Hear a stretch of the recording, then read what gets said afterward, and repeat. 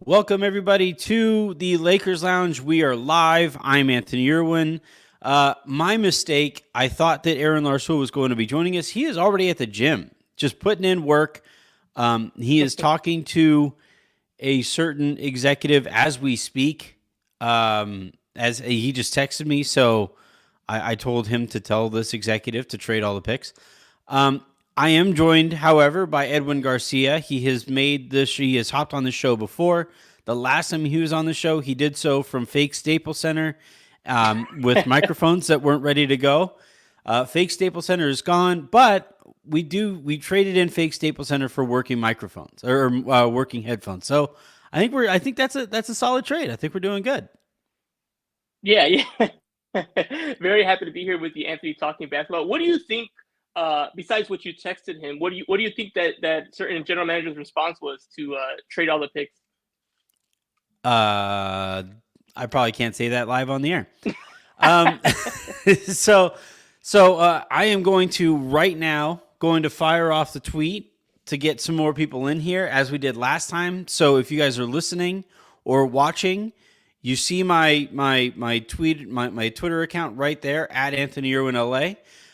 That is where I'm going to be sending off the link from, where you can actually hop in here and ask a question, uh, offer up a take, give me an Orca fact, whatever it is that you want to do. Here in a second, we're going to be opening up the doors. So here I go. Come on in through this link if you want to join the conversation with E Creates and myself. All right.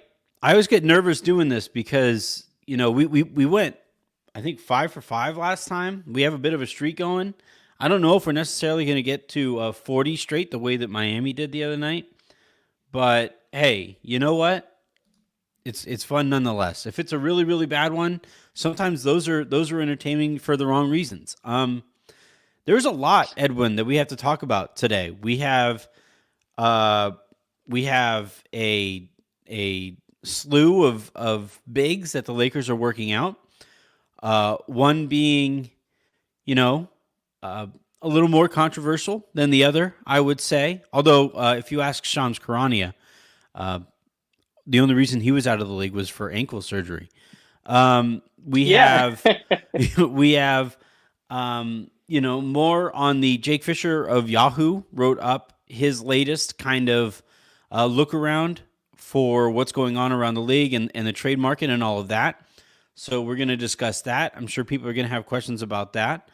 I'm going to start with the theory that I have, and I'll let people either work off of that or take the show in whatever direction they want to. But Edwin, I'll ask you first. When I saw that the Lakers are going to be working out, they're working out Boogie tomorrow. They are going to be working out apparently Myers Leonard in the days that follow. They do not have a game after tonight until Sunday, and Sterling Brown's 10-day contract doesn't run out until Monday anyway. So I don't think they're going to be making any kind of addition until then. It doesn't behoove them to, because it doesn't make any sense to sign somebody to a 10-day when the beginning of it are that you're going to be waiting for that person to be playing. So I do think, though, with their focus on bigs, and we haven't seen any additional wing workouts. I'm still waiting to get some kind of report that they have worked out Josh Jackson, for example. The fact that they are really focused on bigs makes me think that whenever it is that Anthony Davis comes back, I don't think he's playing the center anymore. He certainly isn't starting there.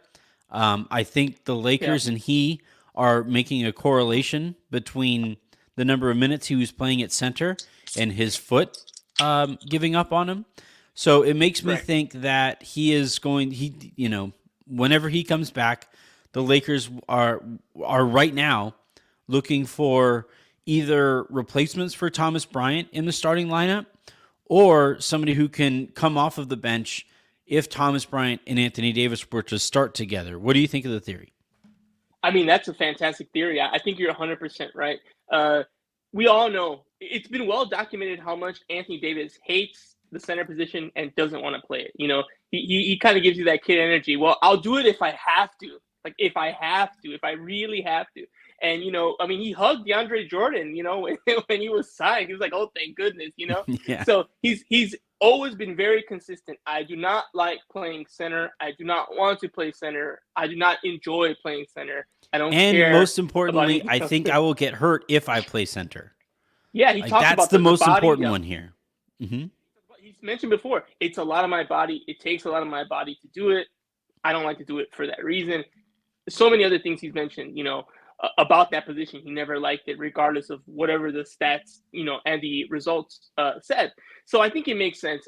I am not necessarily, again, I'm not a doctor, so I'm not going to make the connections anyway. I just feel like, AD's just been hurt a lot these last 2 years, whether he's playing center or power forward. It's just, he's had freak accidents and incidents. Even this one, right? It was essentially looked like non-contact. It just, from what we saw of when he felt it, it just looked like his leg, foot brushed across someone's leg. It really didn't look like anything. Yeah. So I don't know if that's me seeing that's like, yep, if he was at the 4, that wouldn't have happened. I'm like, I don't know. But he clearly doesn't want to play it. He was playing phenomenally well. And I think with Damian Jones, like you said, not being up to par, and Thomas Bryant being up to par, which is amazing, that means, okay, well, one of these guys worked, the other one didn't. We need to try to see if we can find someone. And also, we don't know about when AD is coming back, if he can come back. They're a little thin if you're saying, oh, we got Thomas Bryant, and then can I interest you in some, Stretch Reeves? It's kind of rough. Yeah, I think I look at it kind of like, when Aaron says that a lot of my arguments for whether or not the Lakers should trade the picks are circular, right? That I will take whatever new information comes in and arrive at the same place, that whether it's because the Lakers are bad, well, they're bad because they need to trade the picks. And then when the Lakers play well, you need to trade the picks because this team is good enough to invest in, right? And I think that same circular argument or circular conversation can apply to AD's approach to playing center, where he is saying, I don't want to play center, and therefore when I got hurt, it was because I was playing center. He wants to arrive at a certain destination in that conversation, and I think, whether you or I agree with it, or even doctors agree or disagree, I don't think it matters. It's his body, and he's going to say, I want to do what is best for my body. And the Lakers, too, by the way, having seen that his foot literally just kind of gave out. Like you said, it wasn't him landing on somebody. It wasn't him getting, had somebody falling into his knees or anything like that. It was no freak accident. He jumped, he bumped into Nikola Jokic, and his foot fractured or developed a bone spur or something like that. I think he and the Lakers, are pushing for this kind of outcome, and I think more specifically than even like, I don't want to play center, but I want to play power forward next to somebody who is bigger than me. So I think that's why you're seeing Myers Leonard. I think that's where you're seeing DeMarcus Cousins. I think that's why last year, like you're saying, he hugged DeAndre Jordan for showing up, because there is no question, not only would he be playing alongside a center, but he is undeniably the 4. And I think when you play him next to like Thomas Bryant, yeah, Thomas Bryant would be the center, but Anthony Davis would be doing a lot of the center things. So it would suck if this was the case. I would be a little disappointed, just from a sheer basketball perspective. But I think whenever it is that they decide to go in this direction, I think you're going to see. I think you're going to see the Lakers with a big center starting next to AD. That's the direction that I see this going in. All right, we do have. We'll start with a few quick comments here to knock them out. Orca fact, important Orca fact. John Sotelo says orcas are big. They can be. They definitely can be. But more prevalent to the conversation we're having, John saying that what big do y'all prioritize, Huff, Boogie, or Leonard? My preference is giving Huff a chance. This is going to be unpopular. This is probably not gonna play very well with our audience in Lakers Twitter. But I think Jay Huff is not getting an opportunity because they've seen him play against NBA centers in practice. I think it's one thing to look good in summer league. I think it's one thing to look good in the G League, but I think it's another thing entirely to go up against NBA competition night in, night out, practice in, practice out, and I think Jay Huff, while he is an interesting player, and he is certainly the kind of player that makes some sense next to AD. But I don't think the Lakers see him as an NBA center right now. Love to be proven wrong though. So from there, it kind of becomes between Boogie and Leonard. If I had to choose one over the other, I guess Boogie was in the NBA more recently. Though last time we saw Leonard, he was a better player than Boogie. And with Boogie, you don't have the anti-Semitism that you have with Leonard. Though again, on that front, he has apparently made amends and made effort to move past that. So I guess if I had to choose, it's Boogie, but I would much rather go out and get a wing. I would much rather go out, especially because you still have another week or two till AD comes back. I would still rather go out, get a wing, and continue to roll with Thomas Bryant and Winning Gabriel. Yeah, I'd go with Edwin. Huff. I get what you're saying, but I think I'd go with Huff just because it's taking a flyer on a guy I haven't seen as much. Now I know you said the Lakers probably have seen more, Mm-hmm. but I agree with you. I am worried that Huff's one of those guys stuck in the middle, too good for the G League, not good enough for the NBA. And people see those G League stats and they're like, look at him, he's just a beast. And they're like, because of his size and his ability, he's a little too good for that level. But that next level, it's something else. You're seeing Giannis and Joker and Ayton, and it's just another level, especially on the West. There's so many 4s and 5s out there that are so athletic, so big, so strong, so fast. I can see the concern in saying, hey, at least I know what I'm getting from Boogie. Maybe you hit a home run talent-wise with Leonard and just deal with the PR part, while Huff, if he's too small or too weak to kind of battle with those guys, it makes sense why they're going outside for that. Yep. All right, I'm going to open it up to Carlo, who is here first, and then for those of you guys, I think you could probably see yourself in order down below. So I'm taking people in order here. The other thing too is if I see like Laker fans since 02, I see next to your name devices not connected. You won't be able to talk, or I won't be able to see you, and that makes it kind of difficult to operate in this medium. So Carlo, I'm going to start with you here. Carlo, thank you very much for hopping on with us. I think again, right? You were here last time. Yep. Yeah, I didn't recognize the hat. The hat threw me off. I saw hair at the beginning, and then I saw a hat, and it threw me off. How you doing, buddy? No, I'm good. How are you guys doing? Yeah, I can't complain. It's a weird day. Odd day of Lakers coverage. Oh my goodness! But Yeah, there's no such thing as a normal day in, I guess, Lakers coverage. Question, That's true. comment, Orca fact, or take? What do you got? I got a take and I got a reaction. I mean, All right. I was driving on my way home from work when the Leonard news dropped, and I was like, oh my god, like come on, man. I think everybody was. Like, Except what Shams. the hell? Shams was like, he finally gets to test out that ankle, baby. Oh my goodness! And the way he 2 years. the way he structured, like, oh yeah, he last played like 2 some years ago, and like he was injured apparently, and that's the only reason why he was out of the league for Yeah. some reason. I was Yeah, like, the oh my goodness. only reason. Nothing else happened. Nothing That else. was it. Yeah, that was it. Just the injury. And that he shot like 40% from three. I'm like, dude, like, come on. Yeah. Like, be for real. I mean, Yep. yeah, I have a take though. I've thought about this for like quite some time now, and I mean, this is kind of a biased take, I guess, because I still have plenty of like the 2020 championship season. I still have plenty of games there saved on my laptop, and I watch it Yeah. like seldom on my days off. On my really open time, I watch it, and I kind of feel like AD's best position is not really the center position, but more of the power forward.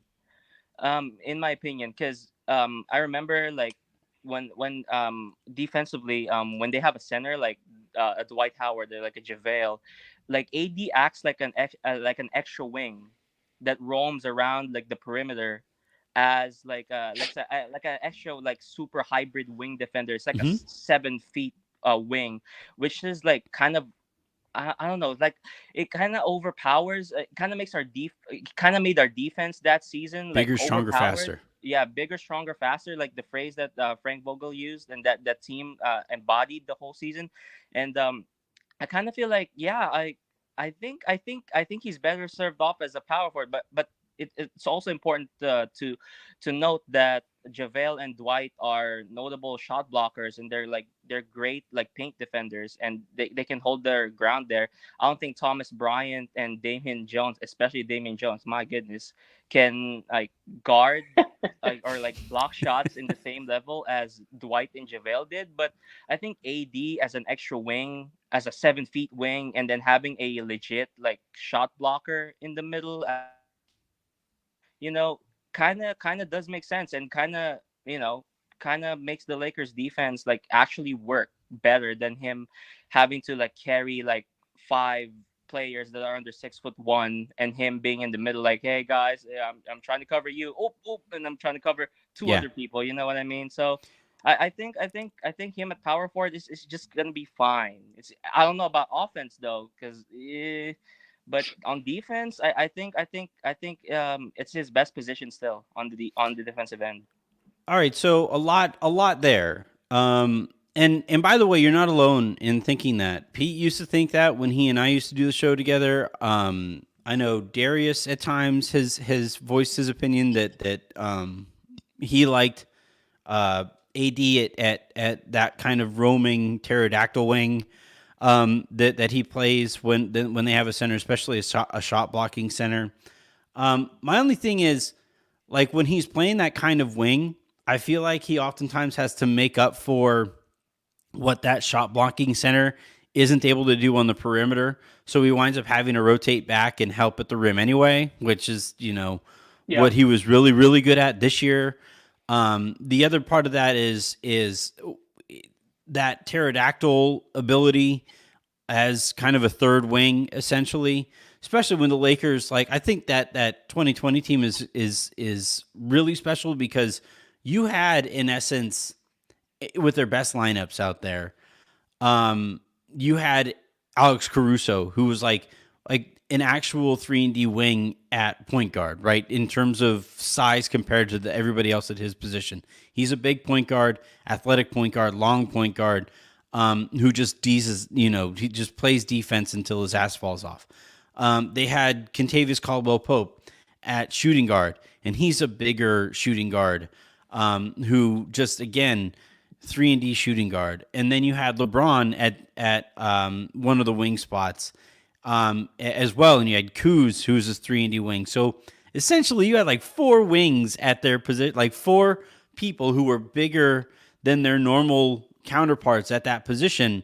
And then you had AD at center, and those lineups were like, that was finally the lineup that they started in was it game 5 or game 6 when they beat when they beat Miami, and they jumped out to like a 40-point lead. They held a 40-point lead at one point in a finals game. Yeah. With approaching it that way. So A I closeout think finals game at that. Yeah. yeah, like I think at the end of the day, I understand what you're saying. I don't even necessarily disagree. Like if you had a non DeAndre Jordan center back there, Yes. or if you had like if Damian Jones was what we saw from him in his 10-day and not what we've seen from him this year, what I would be really interested to see is him with Miles Turner. I was gonna say if we have because a Miles Turner, maybe. yeah, that's it would what be I'm nice, saying. but instead I'm sitting here thinking about what 8th graders are currently doing right now. Don't isolate that, Harrison. But like if you sit there and if you get the right center next to AD and you unlock that extra wing ability, especially given the lack of size that the Lakers have elsewhere, I do think, like, if the Lakers do trade for Buddy Hield, for example, I think you kind of sort of have to go with Turner and AD to make up for Buddy Hield's negative presence defensively. So I see what you're saying. I also agree. But the last point on it is the offense with him at power forward, with him reluctant to shoot threes. You have to be extremely special defensively to make up for what you're kind of trading in by having DeAndre Jordan out there on offense or by forcing Anthony Davis to step away from the basket. Edwin, what are your thoughts on the question? Yeah, I feel like the problem with the AD at the 4 versus the 5 is that to get my own Darius Soriano on, yes and no, right? He always played a little of both. It was never always fun starting group tonight. Sorry, quick to interject. This is live. Fun starting lineup. Dennis Schroeder, Patrick Beverley is out tonight, so you have Max Christie in the starting lineup. You have Juan Toscano Anderson at small forward. You have LeBron in there at power forward to swap those. And Thomas Bryant at center. Whoa! This is a fun lineup. Wait! Holy shit! Oh, let's go! I'm surprised. Part of me still thought he was going to start Patrick Beverley in honor and just go with the 4 to start the game there. So I'm like, I had never seen Patrick Beverley off. like a moment of silence for Patrick Beverley. Yeah, that's good. I like that. That's a bigger lineup. They start the game. They just play taps. First possession with 4 guys. Hey Anthony, I got a question with regards to that. What if Lonnie was available and then he puts in Lonnie, Max, JTA, LeBron, and Thomas Bryant? How would you you'll probably just ascend. You'll just Yeah. I would just become a light source. No, the lineup that I would like to see is Lonnie, Reeves, either Brown or JTA, either one. And then LeBron and AD.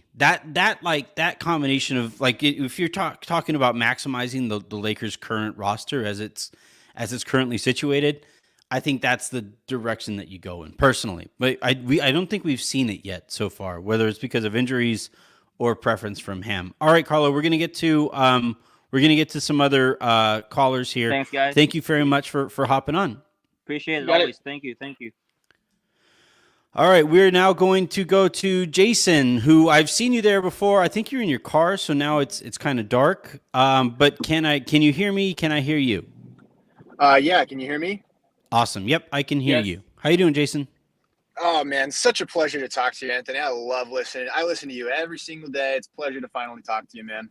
Much appreciated, man. Well, because I'm a masochist. I enjoy pain. And I love it.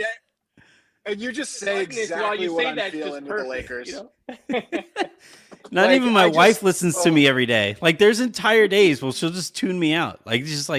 I'll be talking and it'll be like the Peanut Gang. Womp womp womp womp womp womp womp womp. Yeah. I listen to you more than I listen to my wife, honestly. I'm just kidding. I hope she listens. No, she's in there. So my question is kind of a macro question because I really feel like if we made the Miles and Buddy trade, we're probably a 4 seed and AD might not be hurt. I know that's conjecture and that's just ridiculous and you never know.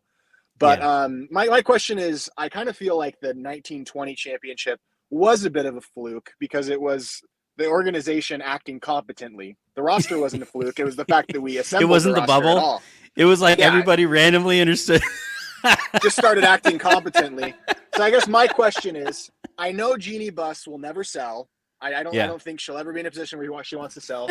My hot take is that we will never win another championship while she is our owner. So I am excited for years of masochism to come. Yeah, I mean, it's tough. I don't even think it necessarily has much to do. Well, it does. It does have to do with the way that Jeannie does business, because that leaves obviously a lot to be desired. But I think it has a lot more to do with the lack of resources that she has compared to the other owners that are now in her division, right? You have Ishbia, who just bought in with the Suns. You have obviously Ballmer, and you have Lacob, and you have Vivek Ranadive, who all of them have bees attached to their illions, not the hundreds of millions of dollars that Jeannie has at her disposal. So and bees plural, which is you're talking about 4 times Jeannie's reported net worth right now. So you combine the fact that Jeannie is not capable or competent enough to operate like a small market in terms of finding, finding market inefficiencies in the parameters, in the peripheries of the business, whether it's hiring the best people and keeping those people in your organization, whether it's maximizing, like turning, like the one thing that really smart business people do is when the business is running well and you have your more than typical revenue stream, instead of sitting there and counting it and being like, wow, look at this, and making it rain or whatever, you actually reinvest a lot of that money back into your organization. I don't think she does that. And if she does, she doesn't do it very efficiently. I think like Magic Johnson, which I think they still paid out his contract, but he signed like a 10-year, $100 million contract when he was there. I believe that was the report. So, and I would imagine Pelinka just got a raise too. So like she doesn't invest much, or as much as she should. And when she does invest, it doesn't appear to be that she's investing particularly wisely. And then obviously you bring into account the Ramby situation and, just the ambiguity in how the organization runs and how decisions are made within the organization. There's a lot to be desired for sure. Whether or not they'll ever win a championship under Jeanie, I want to say you're wrong, but I don't want to lie to you guys either. I don't see it. I don't see it. Edwin, do you have any source of optimism beyond what I'm talking about there? Oh yeah, absolutely. I mean, it's still the Lakers. The biggest mistake that happened. There's a lot of things in the process we may not be fans of, but if they just, again, I don't want to go that far back, but if they just don't make the Russ trade, they might be in an exponentially better position. And if they do make these rumored trades here, they put themselves in position again. And as long as the brand is strong, as long as those things are intact, and it might be in a weaker moment, but I've seen it way worse. I mean, some people don't remember, but imagine LeBron going on First Take saying, "I'd rather play in Pluto than the Lakers." Like stuff like that happened in the. I wish you would. I know you. So there's been a lot of tension. There's peaks and valleys. Right now, it feels low and it feels dark and it feels like we're at the best and we're actually just going to go lower. And that might be true for a moment, but unless selling in the next 5-10 years, I'm going to bet in the next decade or so, history says they will figure it out. They'll right some wrongs. And, if they can just get one or two key players to get committed and say, hey, LeBron, Kareem, Magic, now it's you. And I won't speculate on the kind of names that would be interested in that, but that's what it would really take to do that. So I think they'll bounce back regardless. But obviously now the problem is I'm just painting you a picture. I don't actually have a guideline because of where we are, on the path. We're far off of that path. So I think for those who are so to be absolutely clear, from what I have heard, and this is pretty well sourced at this point, Jeanie will never, ever, ever vote to sell. That is never, ever, ever happening. So to everybody who hops in her mentions all the time, whenever she fires off a tweet or whenever the Lakers tweet from their official account and they at Jeanie sell the team, that's not happening. That's not the audience that you really are looking to gain there. But I will say there are a couple scenarios here where the Lakers could be sold beyond her control. It would be put out of her control. It requires, I believe, 4 votes. Right now, the Lakers already have 2 votes to sell, at least as of the most recent reporting on the situation, where Johnny and Jim are both yay votes to sell. So that means that you have 4 other votes there, and 2 would have to flip. Well, let's just say, and we have recent history to work off of here. Let's just say Rob Pelinka still isn't held accountable if things don't work out here with these current Lakers, right? And if these current Lakers, if they continue to flounder under Rob Pelinka's stewardship, and Jesse and Joey Buss feel like they never are going to have their opportunity at running things, they might just say, well, you know what? We're never going to get our shot. We would like to work in the NBA elsewhere. Why not take $1 billion payout and see what other opportunities are for us outside of the Lakers? So that's one potential scenario here. That would between Jesse, Joey, Jim, and Johnny, that would be your four votes. The other scenario here, Janie, and yes, this is confusing because they're all J names. But if Janie, who right now would vote with however her sister would vote, but if she decides, if they look at the market and given what like the Suns went for and given what the Clippers went for before them, it's going to be interesting to see how much, if Mark Lasry is looking to buy out of or sell out of his spot with the Bucks, how much he would get in his efforts of doing so. These expansion teams that are going to be coming in, what those wind up going for. If the market, if the evaluations of the Lakers gets to a point where they would sell on the open market for 8 or 9 or whatever insane number, billions of dollars, which is altogether possible, by the way. And even after taxes and all of that, each sibling were to clear $1 billion, Janie would probably, that's something that she would have to think about. And then if Janie flips her vote, all you need is one of Jesse and Joey. And like I said a second ago, if they, based on the stuff that they're hearing from within the walls of the Lakers facilities, don't feel like they're ever going to get their fair shot, then maybe, just maybe. But those are two extreme long shots. I don't think the Buss family is going to be selling anytime soon. Yeah, I think you worded that really well.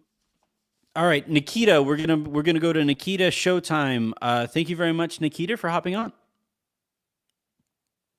Can you hear me? Oh, I think you're muted, or there we go. Nope, still can't hear you. Check your audio settings just to make sure. Tell you what, Nikita, while you work on that, we will come back to you. So we're going to go to, Kadeem. Kadeem, how'd it go with your son? Did his teammates ever find out that you shit on their entire roster? They did. You know why? Because I told you guys you're going to get me killed.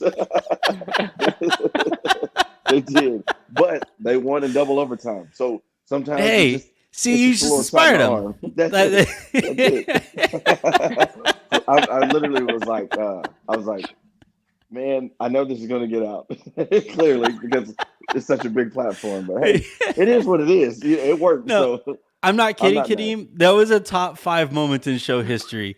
Like us asking you, hey man, how'd the game go? And you're like, my son played well, but those other guys, it was just amazing. And hey, they won, so you inspired them to new heights. That was well done. I believe that's like I think that's win number 3 or 4, something like that. There you go. So hey, slowly but surely. But so while we were sitting here and I'm listening to you guys, I was thinking about the report I saw where it may have been from Dave McMenamin. I can't remember exactly who it was, but they were talking about the Lakers wanting to make a splash in the summer and use the pick that they get from the Pelicans or whatever. Can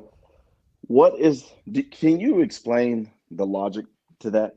No. Like why?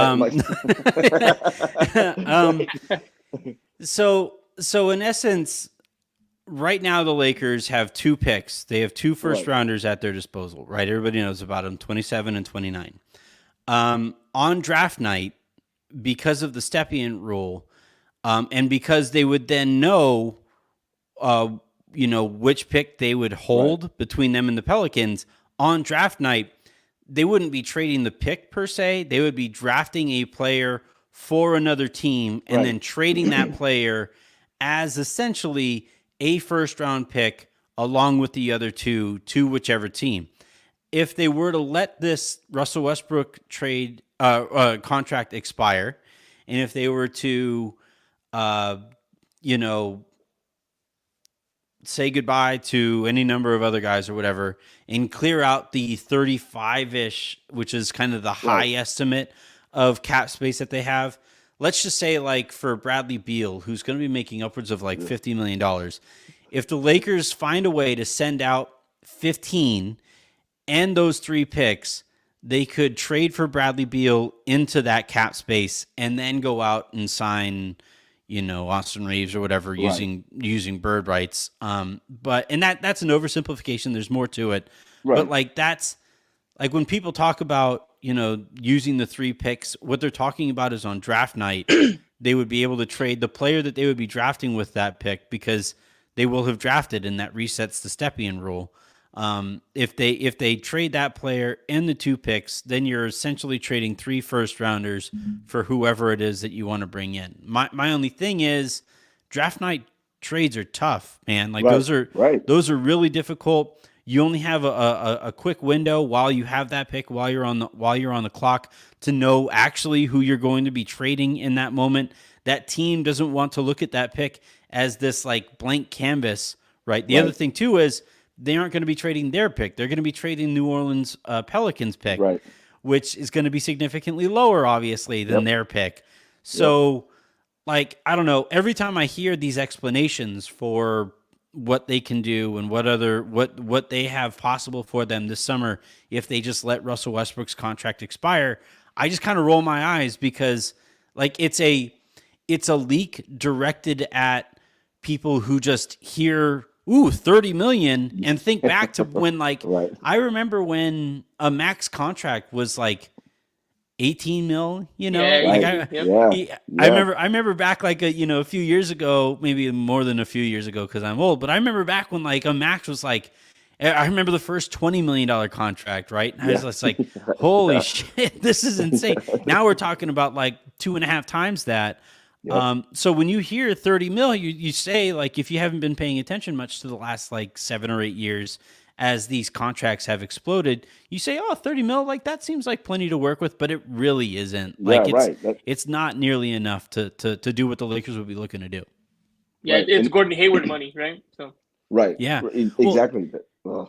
And by the way, you're completely resetting the culture. You're completely rebuilding the roster with new minimums all over again. And that's if by the way, like Lonnie Walker, you're probably losing Lonnie Walker because in order to get to $35 million, he's opting out. You're not bringing him back. Right. So. Same goes for Thomas Bryant. Like if you're talking about the $35 million, if you've enjoyed Thomas Bryant to this point, he's not going to be a part of the Lakers' future there either. So, yeah, I mean, I understand why they're selling it and who they're selling it to. But I think at this point, there are enough smart Lakers platforms out there who should be calling that out a little bit more. Right. The conversation that you had with Howard, just like about what the Lakers represent, and Howard like referenced the documentary, and it just shows throughout the history of like, hey, we're the Lakers, we'll do whatever it takes, and it's so funny. Like Shams is doing these reports of like the Lakers have these 2 assets for the entire decade, and it's just like we're a lot smarter than what you guys are trying to sell us, but we're also a very vocal minority. Like when it comes down to it, like Twitter isn't the real place. Like, we have whatever million people listen to our pod feed over the course of the year, but you compare that to the billions or, hundreds of millions of Lakers fans out there. The people, for the most part, who they are selling these hopes and dreams to, aren't the people who are capable of like hopping on CBAfact.com or just like listening to instead of just listening to Shams and Woj, the 2 biggest reporters out there who would like hand over their phone to whichever executive it is that wants to get their leak out there. Like instead of listening to them, listen to the Zach Lowe's of the world, listen to the Mark Steins of the world, who like offer context as well as whatever it is that the executive or agent wants out there. Right. But most people don't. They'll take advantage.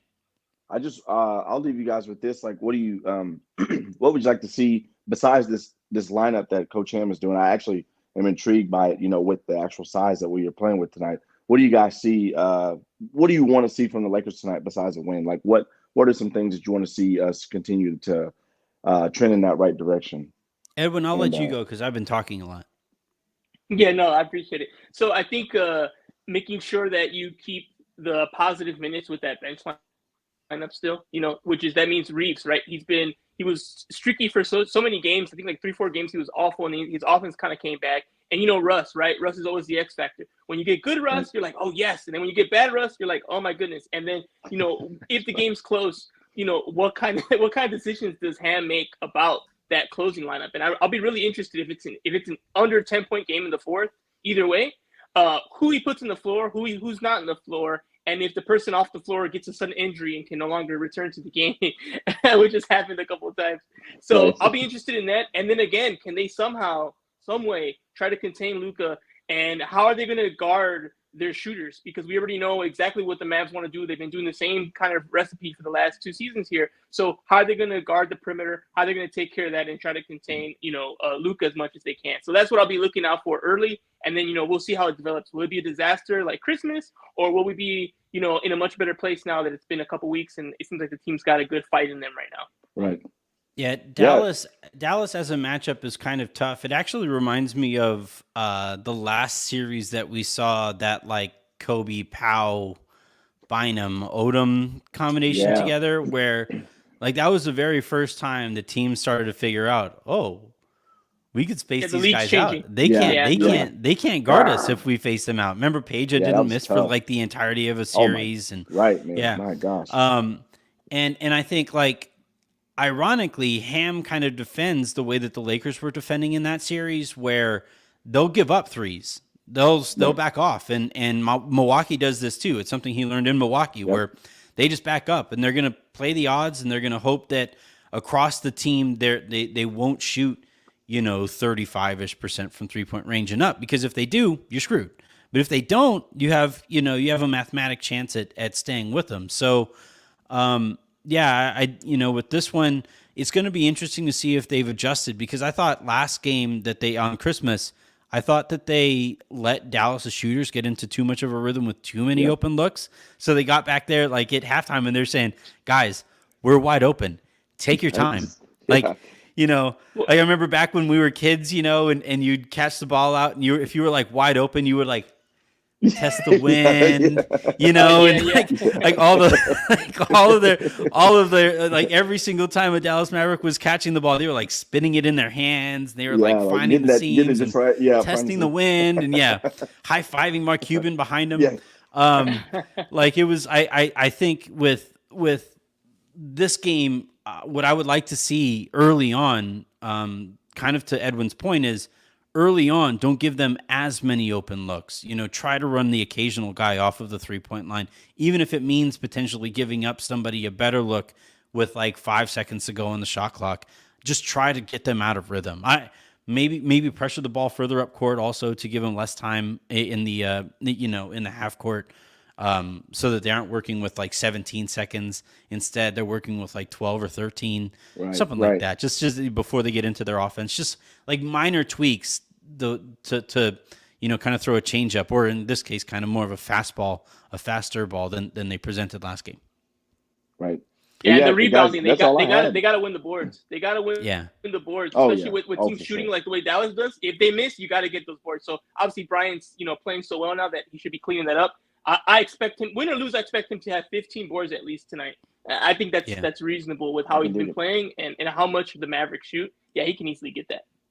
And look, like to Ham's credit, and I've been kind of hard on him this year, to Ham's credit, this lineup is one that should help with gang rebounding. You do have JTA down there. You will have LeBron at the 4 instead of, in some cases he was playing de facto 5 because Thomas Bryant isn't your traditional 5.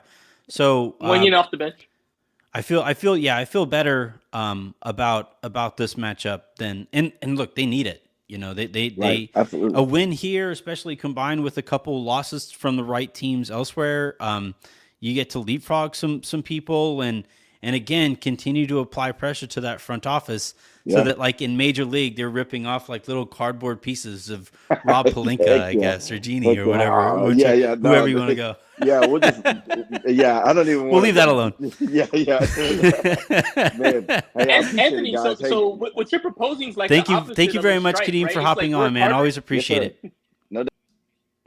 What's up? What's up, almost, Edwin? I never heard this. You're like petitioning for them to work harder to get action. You know, it's usually when you want something, you might have to strike to get your rights and get the things you want. It's the opposite. You're like, if you guys double down and play well, we might actually get some benefits here. See, this is where I'm like an old person, because like, you know, there's all these reports and all these sad managers who are out there complaining and leaking that like, oh, our workforce doesn't want to do extra work before we pay them for the extra work.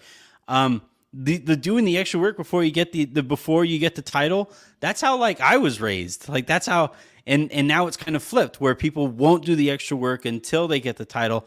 I don't even know how I feel about any of it. But yeah, for the sake of what we're talking about now, given the approach that the front office is taking, yeah, do the extra work and force their hand. That's how I kind of look at this. All right, we're going to go with Alexis next. Alexis, it's nice to put a face to the comments. Hi. Thank you very much. Nice to see you. How you doing? I'm doing great. How you doing? Pretty good, pretty good. Question, comment, Orca fact? Question. All right, go for it. What's your question?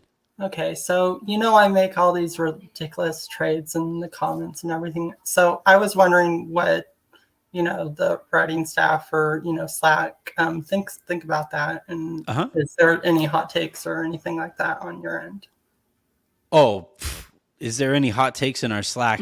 That's on my trades. Yeah, that's where I you know, I test bubble all of them and see how the canary does in the coal mine. But Alexis, every time I see that image coming from Anthony, I'm like, oh no, what's the trade machine concocted today? I'm like, oh my god, there's so much in there. I'm like, why?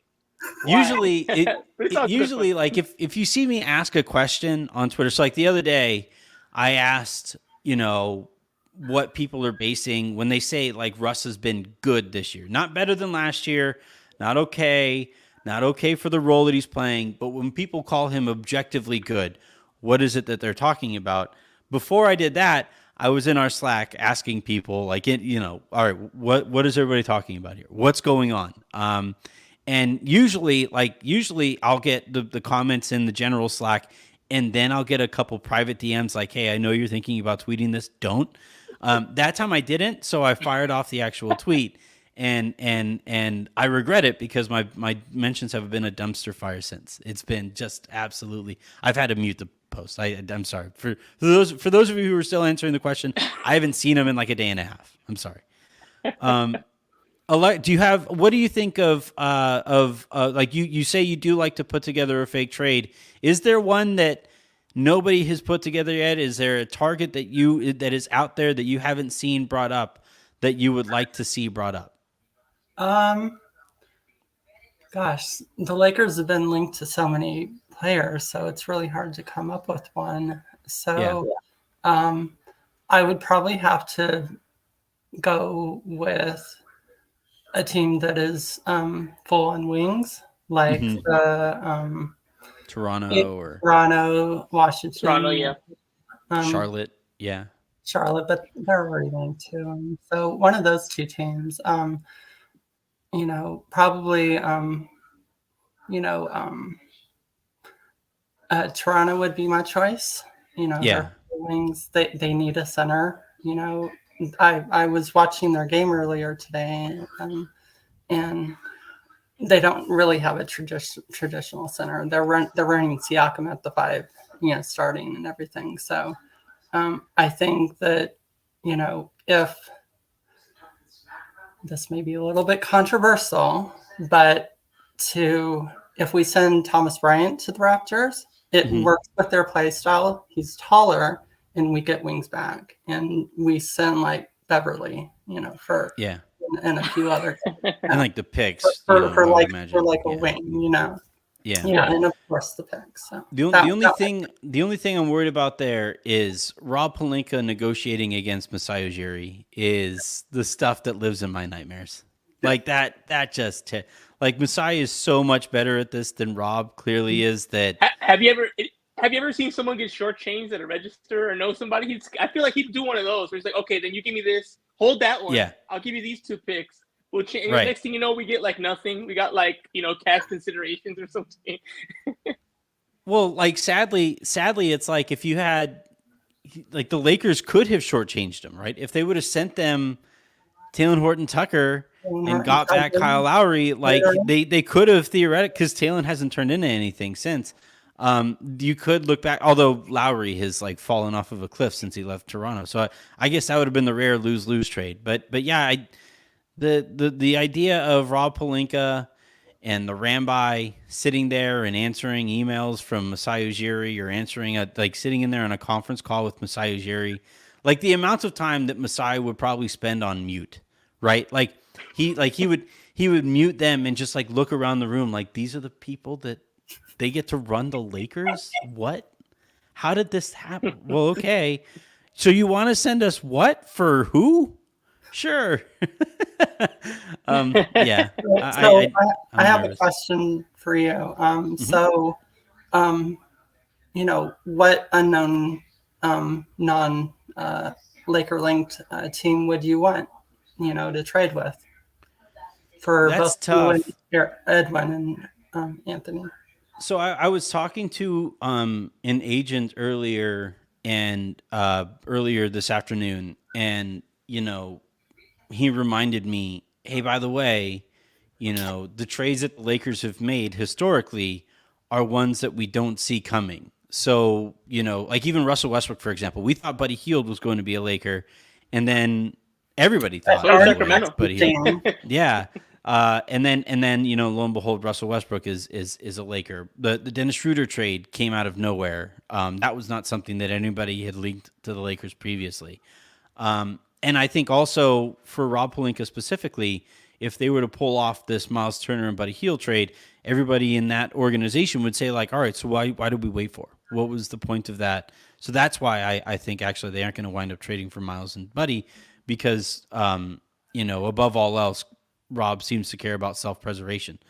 But I think, like, in terms of players out there that I haven't seen the Lakers linked to, who I would kind of sort of like, and this is not an original, I had this texted to me by somebody else, but Victor Oladipo from Miami is an interesting one.